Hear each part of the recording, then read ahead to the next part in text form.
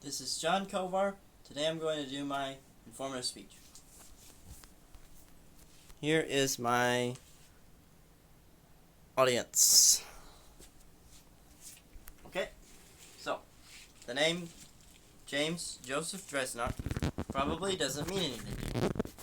But if I told you that a U.S. citizen crossed the demilitarized zone between North and South Korea during the Korean War, you might be more interested. So, today I'm going to tell you about the unlikely immigrant to one of the world's most secretive countries. Tell you a little bit about his early life, his military career, and finally his life inside of North Korea. So, a lot of this information comes by way of a BBC documentary from 2006 called Crossing the Line, as well as a YouTube channel called Biographics did a profile on him. Okay, so in his early life, he had a fairly normal family situation. He had a father and a mother, but that kind of went south because his parents split up, didn't have anywhere to stay, and everywhere he did go, he wanted to run away. So, didn't really work out for him, and finally, his father took him to a nursing home, told him that he'd be right back, but he didn't come back, so he was left all on his own as a young boy. So what he did was he stole a bicycle, he stole some money, went out on his way. The police found him and put him in a home for children where he made a friend and he had a good role model. So he turned things around a little bit. He joined the military and he also got married to a young woman. So he went on his first tour to Germany and he was there for 2 years.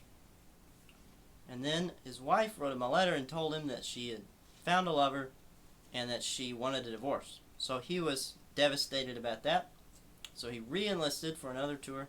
He didn't care where he went or what he did. So maybe for that reason or maybe by coincidence, he ended up going to South Korea and serving right there at the demilitarized zone. So when he wasn't working, he wanted to go down to the village and spend all his time with prostitutes and hanging out and partying. So one day he was supposed to work, but he had had enough of work, so he wanted to go to town. So he didn't have a pass, so he forged a pass. And then later, somebody told his superior that he was there, so they knew what he did. And so he talked to his superior, and he said, "You can't touch me, I had a pass." So his superior was furious. So he said, "Come back at 3 o'clock today." So he meant to court-martial him. So James knew what he had done. He knew what was going to happen. So he said he thought there's just one path left for him, one place to go, and that was to North Korea. So he decided to cross over the border that he was there serving on. So he took a shotgun with him. His people saw him on the wall going across, and they said, "Stop." So he said he fired a shot in the air just to tell him how he felt about that. So he kept going at a good clip. He didn't run into any mines. He didn't get shot.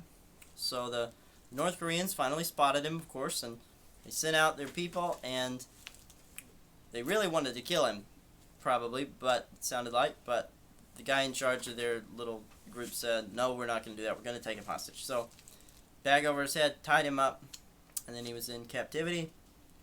Interrogation, and this was his initial reception in North Korea. Now, you might think the way the story ends is he spent the rest of his life in captivity and was never heard from again. But this is actually where the story gets interesting. So after he's interrogated, they find out he really doesn't know anything as just a private first class, so he's asleep, and somebody's trying to wake him up, and they say, "James, it's me, Abashir." And he's like, "I don't know an Abashir, who are you?" So the guy says, "Didn't you hear about me in the news?" So it ends up, he didn't know who he was. This was another American defector. And after this time, as well as this Abashir, Dresnok, there was 2 other servicemen that ended up in North Korea as defectors as well. So there was 4 of them there, and they were very valuable to the North Koreans for propaganda purposes. They wanted to give them medals and ceremonies and take all the pictures they could of them, and as an advertisement that the American agenda was failing and North Korea was a great place to live, and Here's a picture. You can see 4 American defectors as well as presumably some North Koreans. So they were friends of the state, celebrities, like the Beatles or something, was the idea. But they ended up not being happy. They knew it wasn't going to work because they were forbidden to marry any North Korean women, and frankly, that's probably the reason they didn't see any future there. So they thought maybe the Russians will help us out, because they're white people. North Koreans are friends with the Russians. They go to the Russian embassy, and they say no go. So they send them back. So after that, James Dresnok determined in himself to just change his way of life. So he decided to study all he could about the country and the works of the supreme leader, and learn the language, yada yada. He decided he was going to make a life here. He was going to make this work because his life had just not worked out up to this point. So the way they ended up being useful to North Koreans is that the son of the dictator Kim Jong-un had a son, Kim Jong-il, and he liked to make movies. He considered himself a director, an artist in the art of filmmaking. So all 4 men served their new land by acting in films in which they were cast as bad guys, because that's what Americans were to the North Koreans. So he was on a very popular miniseries over there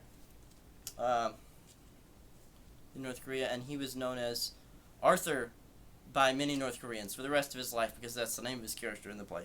So he was referred to as Arthur. It's his nickname. So I'm going to tell you now a little just about how things ended up for him. So he became a professor of English at the university, and he said even though he considered himself illiterate, he knew English, so he could teach it, I suppose, and he did pretty well for himself, honestly. So then he sort of had an arranged marriage with a foreigner European woman who he met there in Pyongyang under somewhat suspicious circumstances. It was an arranged marriage, frankly. Had 2 children, 2 sons, and then she ended up passing away. The same thing happened again. He met another woman in Pyongyang who was also incidentally a foreigner, and had another son in his later life. So is a little bit about his legacy.